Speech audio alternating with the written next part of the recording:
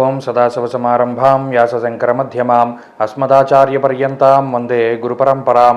జ్యోతిషశాస్త్రాన్ని భావితరాల వారికి ప్రసాదించిన ఋషుల యొక్క పాదపద్మాలకి నమస్కారం చేసుకుంటూ, అలాగే నాకు ఈ జ్యోతిష విద్యను నేర్పిన గురువర్యులు జ్యోతిష బ్రహ్మ కీర్తిశేషులు శ్రీ ఈరంకి సూర్యనారాయణమూర్తి గారు, సూర్యశ్రీ దైవజ్ఞ గారి యొక్క పాదపద్మాలకి నమస్కారం చేసుకుంటూ, ఓం శ్రీ మహాగణాధిపతి నమః, శ్రీ గురుభ్యో నమః, హరి ఓం. వీక్షకులందరికీ నమస్కారం.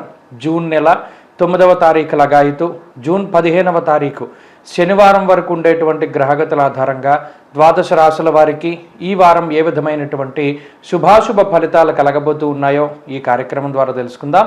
అందులో భాగంగా ఈ వారం ఉండేటువంటి గ్రహగతులను గమనిద్దాం. ఈ వారంలో మేషరాశి యందు కుజుని యొక్క సంచారము, వృషభ రాశి యందు రవి బుధ గురుగ్రహాల సంచారము, మిథున రాశి యందు శుక్రగ్రహం యొక్క సంచారము, అలాగే లాభస్థానం మేషమునకు కుంభరాశి యందు శనేశ్వరుడు, మీనం యందు రాహుగ్రహం యొక్క సంచారం కొనసాగుతూ ఉండగా, కేతువు కన్యరాశి యందు ఉండగా, చంద్రుడు కర్కాటక సింహ కన్యారాశుల్లో సంచరిస్తున్నారు. ఇటువంటి పరిస్థితుల్లో ద్వాదశ రాశుల వారికి ఏ విధమైనటువంటి ఫలితాలు కలగబోతున్నా తెలుసుకుందాం. అందులో భాగంగా మీనరాశి వారికి ఈ వారం సాధారణమైనటువంటి గ్రహస్థితి గోచరిస్తూ ఉన్నది.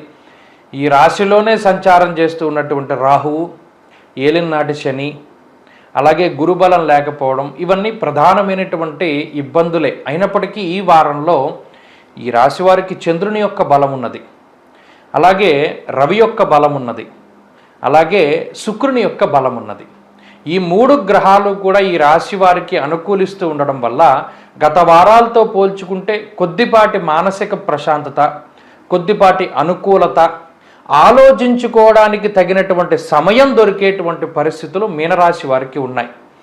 జీవితం అంతా కూడా చాలా గందరగోళం అయిపోతూ ఉన్నటువంటి పరిస్థితుల్లో కొంత సమయం మరలా మీకు దొరకడం అనేటువంటిది కూడా అదృష్టమే. అందులో చతుర్థ స్థానం ముందు శుక్రుడు సంచారం చేస్తూ ఉండడం వల్ల కుటుంబపరమైనటువంటి సమస్యలు ఏమైనా ఏర్పడినా, ఉద్యోగపరమైనటువంటి సమస్యలు ఏర్పడినా వాటి నుండి బయటపడడానికి ఆ శుక్రుడు మీకు యోగిస్తారు.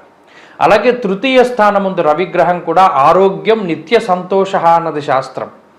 ఇప్పుడున్నటువంటి పరిస్థితుల్లో ఏదైనా జీవితానికి సంబంధించినటువంటి పోషణకి సంబంధించినటువంటి ఇబ్బందులు, ఉద్యోగాన్ని కోల్పోయినా లేదా కుటుంబ సభ్యుల యొక్క సహకారం లేకపోయినా ఇప్పుడున్నటువంటి గ్రహస్థితి ఆ రెండింటిని తిరిగి తీసుకొస్తుంది. కాబట్టి ఇది జీవితంలో కొంత ముందుకు పోవడానికి అవకాశాన్ని కల్పిస్తుంది. ఇక ఆరోగ్యం మిశ్రమంగా ఉన్నది, వ్యాపార పరిస్థితులు మిశ్రమంగా ఉన్నాయి.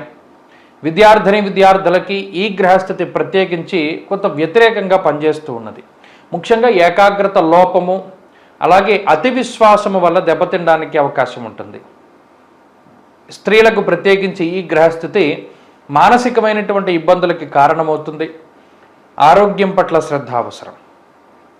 మీనరాశి వారు ఈ వారంలో మరింత అనుకూలమైనటువంటి ఫలితాలని సాధించడానికై సుబ్రహ్మణ్యేశ్వర స్వామి వారి యొక్క ఆరాధన చేస్తూ ఉండడం చెప్పదగినటువంటి సూచన.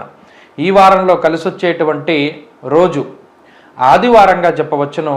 అదృష్ట సంఖ్య 1, అదృష్ట వర్ణము ఎరుపు. స్వస్తి.